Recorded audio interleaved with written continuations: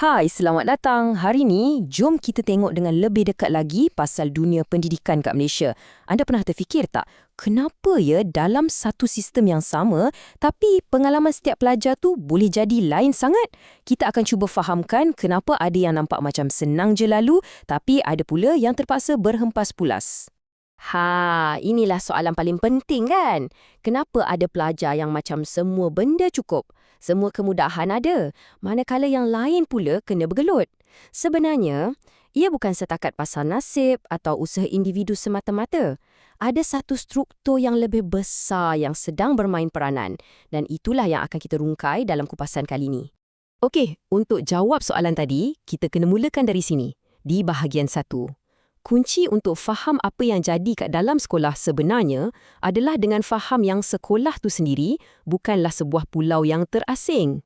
Konsep ni penting sangat tau. Cuba kita bayangkan sekolah tu macam satu mikrokosmos atau senang kata versi kecil masyarakat kita. Apa-apa saja isu yang ada kat luar sana, jurang ekonomi, kepelbagaian budaya, masalah sosial, semuanya akan terpantul balik dalam bilik darjah dan kat padang sekolah. Sekarang, kita masuk ke bahagian 2. Kat sini, kita akan selami satu konsep utama, stratifikasi sosial. Bunyi macam teknikal sikit kan? Tapi jangan risau, ia sebenarnya cuma bermaksud susun lapis masyarakat. Jom kita pecahkan satu-satu. Jadi, apa benda sebenarnya stratifikasi sosial ni? Ia adalah satu sistem yang mengelaskan kita semua ke dalam lapisan atau strata yang berbeza. Menurut kajian Kerbo pada tahun 2020, benda ni berlaku di seluruh dunia. Kalau kat Malaysia, pengelasan ni biasanya diukur guna 3 perkara utama. Berapa banyak pendapatan kita, setinggi mana pendidikan kita, dan apa jenis pekerjaan yang kita buat. Secara amnya, sistem ni akan wujudkan 3 lapisan utama, golongan atasan, pertengahan dan bawahan. Dan inilah poin paling penting dia. Kat lapisan mana kita berada, itulah yang akan tentukan akses kita kepada sumber. Dan akses ni tak sama rata, terutamanya dalam pendidikan. Mereka yang ke atas cenderung dapat lebih banyak peluang. Mereka yang kat bawah pula akan berdepan dengan lebih banyak cabaran. Okey, sekarang jom kita tengok macam mana susun lapis masyarakat ni bagi kesan secara langsung kepada para pelajar. Kita masuk bahagian 3, kesan jurang ekonomi pelajar. Cuba kita tengok perbezaan yang sangat ketara ni. Di sebelah kiri, pelajar dari keluarga berpendapatan tinggi. Selalunya, mereka ada akses internet yang laju, sokongan keluarga yang kuat dan ibu bapa pun aktif terlibat dalam pendidikan mereka. Tapi, di sebelah kanan pula, pelajar dari keluarga berpendapatan rendah. Mereka ni sering berdepan dengan kemudahan yang terhad, ada tekanan ekonomi dan ibu bapa mereka mungkin tak ada masa atau sumber yang cukup untuk terlibat sepenuhnya. Jurang digital ni, memang nampak jelas sangat. Lagi-lagi masa kita semua belajar online dulu. Dan ini bukan cakap-cakap kosong tau. Badan antarabangsa macam OECD pun dah sahkan yang jurang sosioekonomi ni memang salah satu faktor terbesar yang bagi kesan pada prestasi pelajar di seluruh dunia. Jadi ini membuktikan yang isu ni memang isu global dan ia sedang berlaku kat negara kita sendiri. Selain faktor ekonomi, ada satu lagi lapisan penting yang membentuk suasana sekolah kita. Jom kita beralih ke bahagian 4, kepelbagaian budaya di sekolah.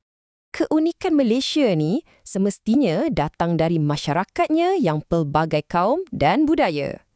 Dan realiti ni memang terpancar dengan sangat jelas kat sekolah-sekolah kita yang dibentuk oleh 3 tiang utama kepelbagaian. Tiang yang pertama, dah tentulah bahasa. Kita ada bahasa Melayu, Mandarin, Tamil dan macam-macam lagi dialek. Ini buatkan komunikasi kita sangat kaya. Tapi pada masa yang sama, ia juga boleh jadi satu cabaran dalam pembelajaran, terutamanya kalau pelajar tu tak fasih dengan bahasa pengantar utama kat sekolah. Kedua, agama. Kepelbagaian amalan keagamaan menuntut pihak sekolah untuk sentiasa peka dan juga inklusif. Ini penting untuk kita hormat perbezaan dan kekalkan keharmonian di kalangan pelajar. Dan yang ketiga, budaya itu sendiri. Norma dan nilai yang berbeza ni akan pengaruhi cara pelajar berinteraksi dan juga cara mereka belajar. Ada budaya yang lebih tekankan pasal kepatuhan, ada pula yang lebih galakkan pelajar untuk bertanya. Jadi, para guru kena bijak untuk kendalikan semua perbezaan ni. Jadi, kesimpulannya, kepelbagaian kita ni memang aset terbesar negara kita. Tapi, ia datang sekali dengan cabaran.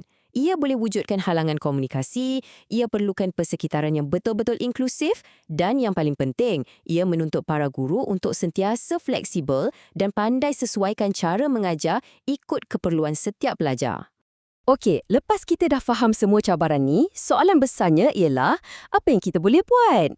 Jom kita bincangkan jalan ke hadapan dalam bahagian terakhir kita, membina sekolah untuk semua. Ini rumusan penting untuk kita semua. Untuk melangkah ke depan, kita kena fokus bina komuniti sekolah yang harmoni. Maksudnya, kita perlukan cara mengajar yang faham dan raikan latar belakang budaya setiap pelajar. Dasar pendidikan kita pun mestilah inklusif. Dan kita kena sedar yang perangan guru tu bukan setakat mengajar subjek je, tapi mereka ni sebenarnya ejen yang membentuk masyarakat. Perkara ni disokong oleh badan dunia macam UNESCO yang tekankan bahawa pendidikan inklusif, iaitu pendidikan untuk semua, adalah kunci utama untuk pastikan tak ada seorang pun pelajar yang tertinggal kat belakang. Kita akhiri kupasan kali ini dengan satu soalan untuk kita renungkan sama-sama.